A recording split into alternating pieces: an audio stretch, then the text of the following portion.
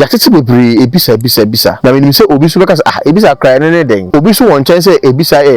akonfo ejumante ebisa de abosomsem me so me hu ni se osofo ka se oye counselor eno ne ebisa no asofo ne se busa no akonfo na menye konfo so se me busa gifted people and a timetena se discover say me wo bai na kra na bia wona mu wayera awoso ofa ni say se metena se na me adwuma me ka se me consultation busa sa so na sofo tena se ye consultation na busa apart from say obi bibi ha na obeka kira mo watu ne fo no utimi ka chen se so ru honhom mu hwa de ma na wo ye busa na ama no because energy ene ye de ye ukosumu ekohwehwe ade na de abekire no han mu se ni problem o de baaye no esumu se na tie na wa kire na se wo han mu busa enti obi ba won chen so pese otu kwan na ne so na nsa bom paye kire no na oduma kwan yakopon fa na bode bi ti sa honhom so wofo bi so ka kire wo se na kwantu no kwan da ho okọ ebeye yi a busa enti etwa se onipa bia obra kwantu wo ye ho abusa ansa na waye ezan se meti ha sisi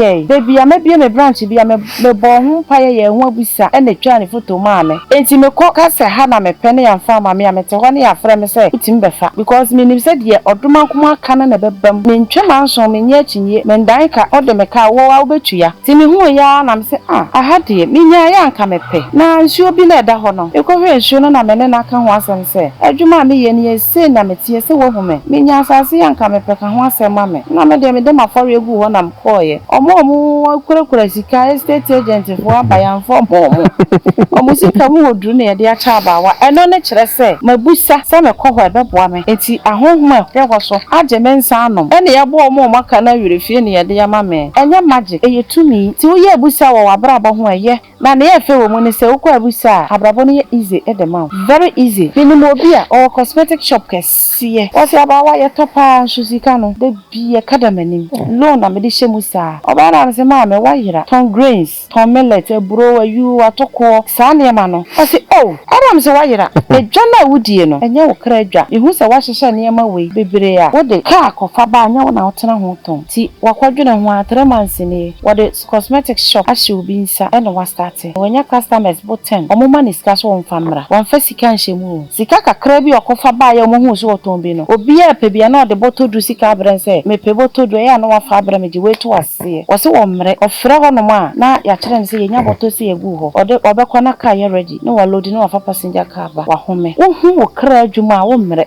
wo tifie no wo kra ne ma na eba na sika ko na wo je ne mfa so wada na wo di sika nso na wo nya adwuma enti onipa wa anhwehwɛ wo kra adwuma anhwehwɛ ne ma wo sa wo ye ma wo kra wo bebresa wo kra nhyira so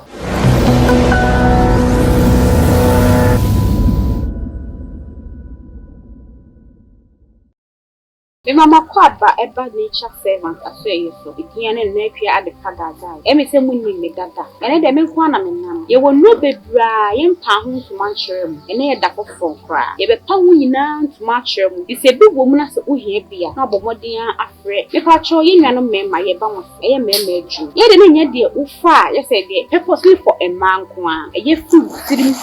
wadwenim kubu nase eye wo adwuma emma watenka no so bosoro ne masade no se eswakrampa utimi di eye adwuma enti utimi no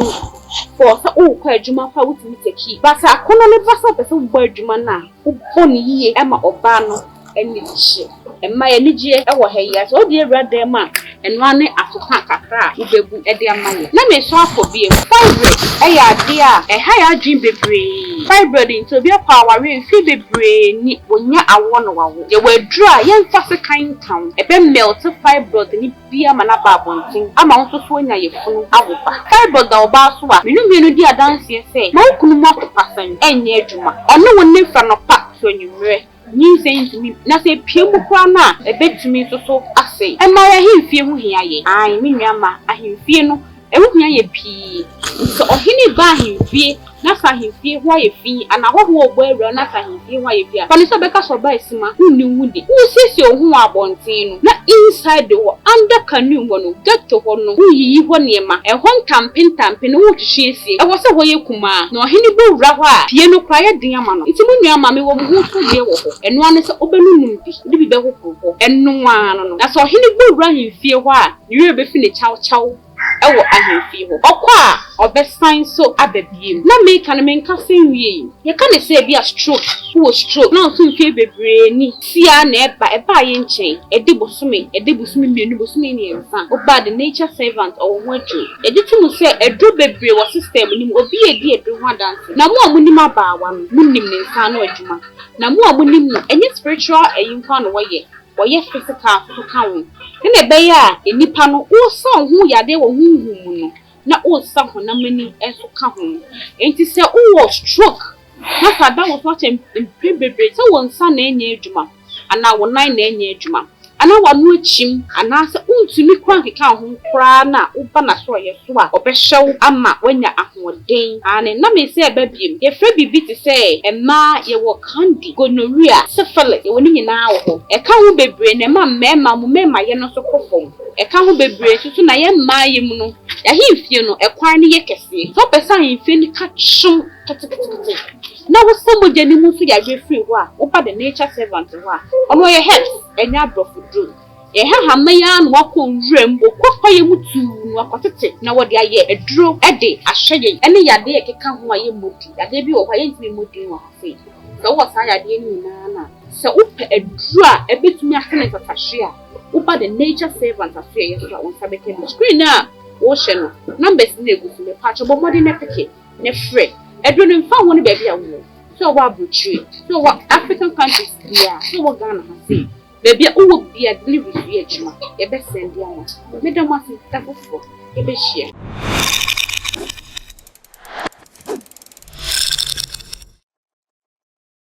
yema obi bia akwaba o subscribe abesrew bobodin say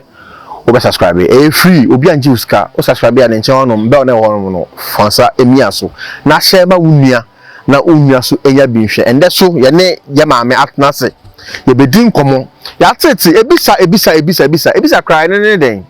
ebisa ene den tende ye be pense mu ehu because bebre anye ebisa mende omunyama asai omunyama atochima tende ye ne ye maame atnase ye bedin komo ntine enfo wede no nya abotre minim se ye nwieni na wa ye nhira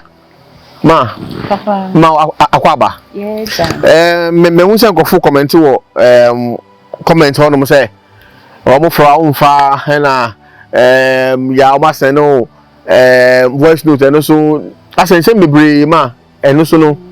emu enchiremu ni sen ansa na yakọ ya topic no so okay me share ya for your cherished subscribers say mommy notifications so na bibia munya video se share that's it nature servants me pa mo chow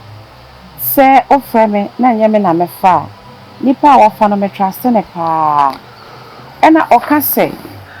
frame anasa agisa wo ba ha na kire say yampa oka say send audio e fa WhatsApp mama ya eye me na me reply ena audios no within a day no mitiminya WhatsApp audios bi wa 300 na obi die ye 1 minute obi die 3 minutes obi die 15 enti messages ne dawson ti obi read obi die wie no mitimi sleep the whole night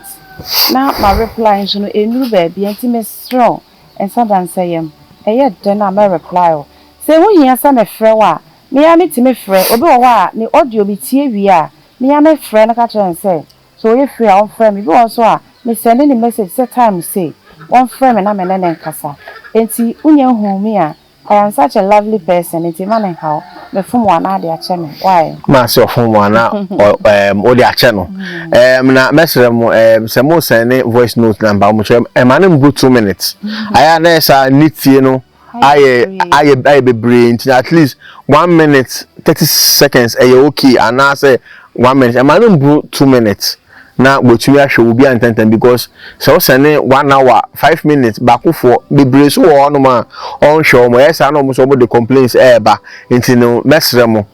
minim say mo be ne sa nyame so nhiraw say wajatum a obe ne sa ma papa afei na ba be ko ye topic no so okay ya tete bebre ebisa na minim say obi so be ka ebisa cry ne den ebisa cry de obi so won chen say ebisa akonfo ejuma nti ebisa de abosomsem but me so me hu ni say osofo ka say oye counselor eno ani ebisa no Intima na dem bisa wo kire mu yie se ebisa ya ka se ebisa ne dem because ebisa ebia nkonti no ombo adwumegu oma ware egu ama bebrewu ama ebiso abobodam because obetumi hia obi unu se we dem medo no ebia ne form bi ne nofo bi na ofe bi na attractive but ebia na onye wo soulmate. Okay. Ebia na yaware ni mpo ehunhum nti obi yere na wo so kwakọ ware nti ukọ ebisa na ohun se okay we am soulmate nti me na ebesi eye nti ma me bisa wo kire mu se ebisa no eno ne ne Meda ahwefo ase. Ya ka bisa. Ebusa ne se nipadua ni nie. Niema wo na munie. Na mmom uhia se obi ba bisa wo kra ma o se de no wope. Na so aware yi a mahu papa yi a waya na adwen so opeso oware ni papa yi obeka me ho a me kra ene ni die hia na so adwuma yi a me ye eye me kra adwuma ana se akwantu a me bekwe me kra ni je ho tie wo bebre o mo tukwan a eye difficult so obenya $100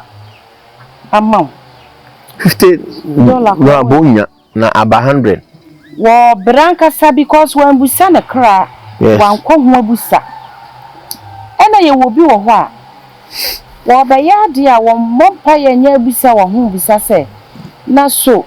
baby ami koi adwuma ya ami koi asase ya amatoi a me di kosi ason dan asase no eho ahonhom ben ena hye ho wan ko ya ho busa so far ko school wako Bible school wotimi kire Bible mu ma wote ase nanso woni honhom ani ohia ma so ko abusa na wo hunu ne kra se baby ya ne kra keka kono eye nkwam ana owuom asofo ne se abusa no eye akonfo na eye menye konfo so se me ye abusa eye gifted people and timetena se discover se mini ya wo bai na kra baby ya wona mu wayera awoso ofa ni sei na mincho anu ma aba ne so asofo ni bi na o kan se omoka se ebisa na eye akonfo ejuma no me no meka ne se asofo bebe na etinyi akope eni tumi no na enyemo a ye de wuro mo entinu ne na bosom sam ne yo ohun se metena na me ye adwuma me ka se me ye consultation eye abusa abusa sa so na so for tena se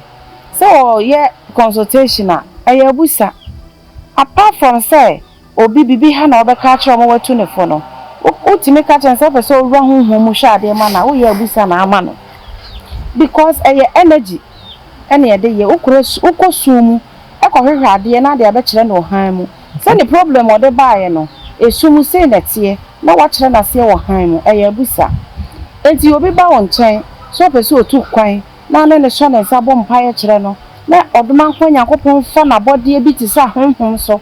bofo bi so ka kire wo say na kwantu no kwan da ho okọ ebeye yi a eye abusa enti etwa se onipa bia obra kwantu wo ye ho abusa ansa na waye ezan say meti ha sisi e bebia mebie me branch bia me bo ho paye ye ho abusa ene twa ne foto ma me enti me ko ka se ha na me pene ya mfa ma me ya mete ho ne ya frɛ me say utim befa because me nim said ye oduma kuma aka na bebam me ntwe manso me nya chinye me ndan ka ode me ka wo wa obetua what you say me ye ho abusa ma wati me ndan ka na komni chire mu bi na me ka se fa ko na fa bra me ndan wo ka obetua asasi ye a ode me ko si nkofo akọ ya fa ama mu nti adan na wo kwa ye de ma o wo ye ho ebisa say ye oduma Yakobon no ho ye hwehwe no ehu no wona bodiem okay ti mi hu ya na me se ahade minya ya nka mepe na nsuo bi na eda ho no ekohwe nsuo no na me ne na ka ho asem se adwuma me ye ne ese na metie se wo hume minya asase ya nka mepe ka ho asem ma me na me de ma fori egu ho na mkoye omo kura sika estate agent fo abayan fo omo sika mu oduru na ye de acha abawa eno ne kire se mabusa se me kɔ hɔ beboa me enti ahohoma hwehɔ so agye me nsa anom ene ye bo omo maka na werefie ne ye de ya ma me enye magic eyetumi ti wo ye busa wo wabraba ho eye onye sika na ato asase ya bisa asase ne ho asem ansa na wo be ye adwuma wo so wa ye sofo ne na sɔre ma bo afɔre ye nya sika kɔto asase papa twɛn bo ho mpa ye hwɛ sɛ bebi a wani kyerɛ na akɔto asase na ye nyame na de ho ama wo senye oduma nkwa Nyankopɔn na de ho akyɛ wa hwɛ a wo ba kosi dan asi mu atie kurom ombesa ontwene na awobɔ no ombesa wo frɛ no ombegye asɔre ma no ombehwete omo esanse wa be si asɔre dan esiom kurom na ne ye fe wo mu ni se ukọ abusa abrabo no ye easy edema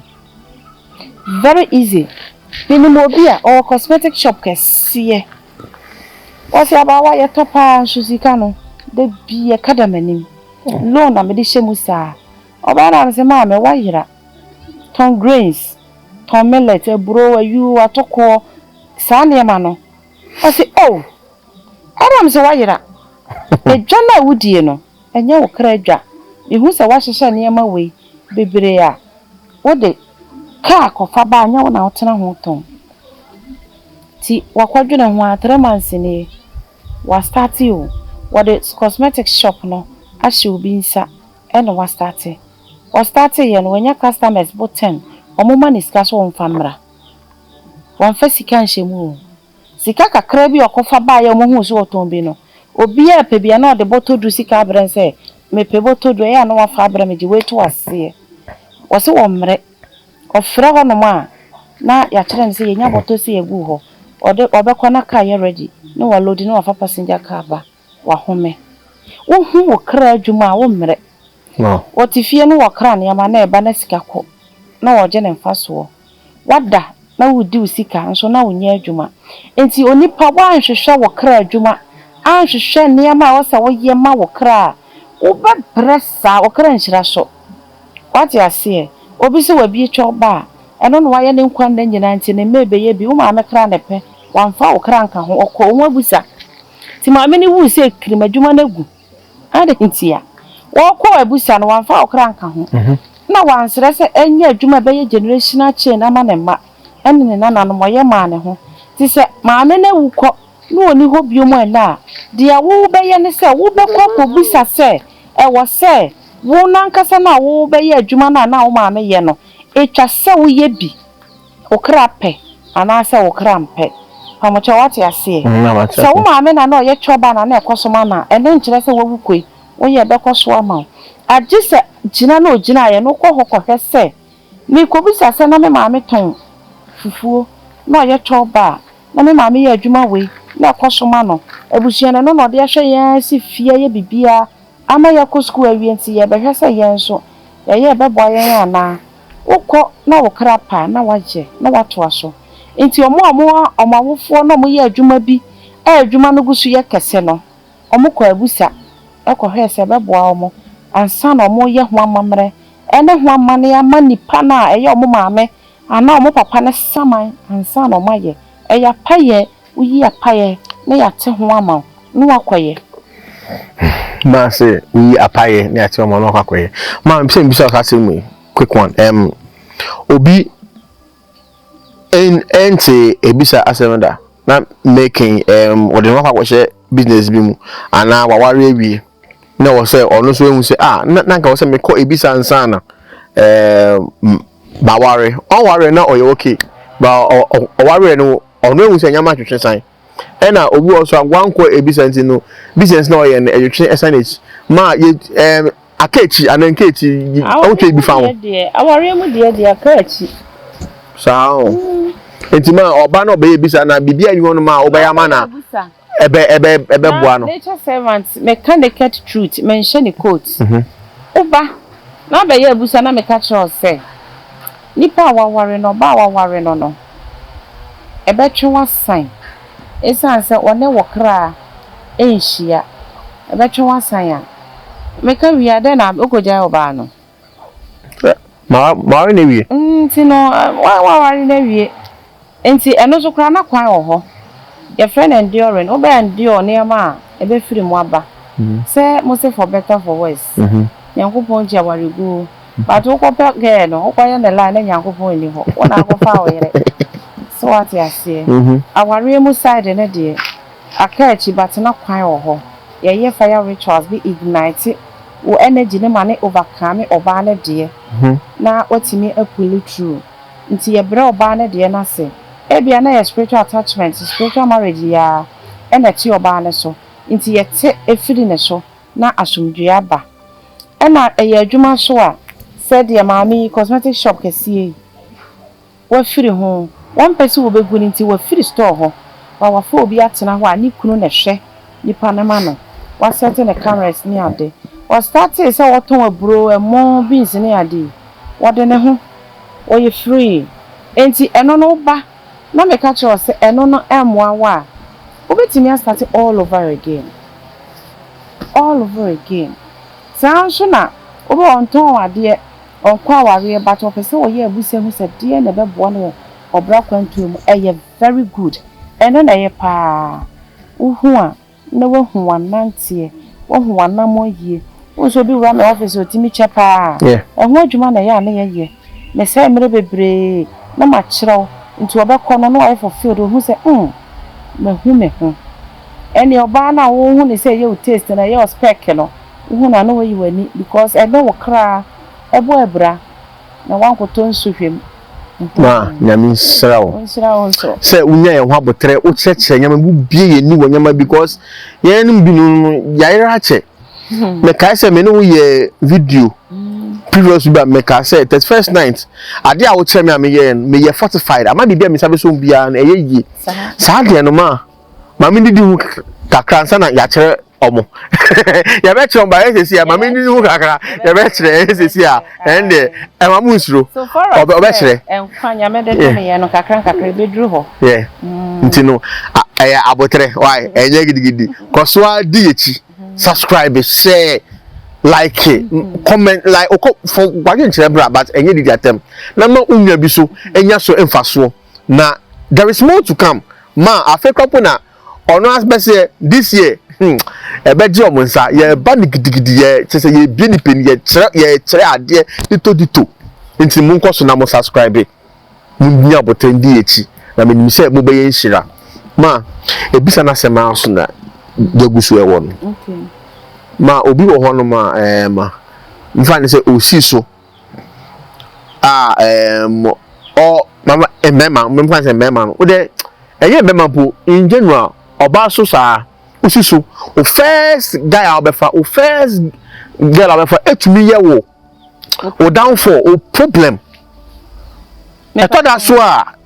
efiefo ehu se ya pe wa ye nyaw ye tumi de fasa nipa no so e de nyaw ma it is nipa we e den na e wo so yansa na bibi se anto no still a ebisa na wo so okọ abusa no we de aduro be ma de be ma katachie e wo so odware nuro ma me da se wo ka se e wo so odi eduro no ebe ebi adwe na se oba be di eduro to se ye di aduane da bi opate se dware protection ti oba no spiritual marriage a ni e wo mo ni se o ye be ma na afọ ba wo spiritual marriage a utua yefre se de ni so okofo obi o wo yere ne ye chewa utua yefre no hunhun mu no o be dan wo ka wo kwa na yina wona na yira hoda wo be tua yefre sa but udwira na udi adrogu widie mu a ohun wo be overcome no in fact wo be te wo ka wo be ji wani utimi ba ga ni broken heart kura ko hwe nsi nka se ko mo bi broken heart but me kira se be ma wo ho a ma widie we ehu nature ma widie we ehu se nature e wo ho ma haban wura widie ma utirim enfo haban ma nura e bon ewura widie haban a enyan e pamo ne ma bone haban ne nyina so enyan ehu se wo hye ni zo a nti ubehu se obi wo ho obedwira wie na ogira ho na aka kire ne se maame ana papa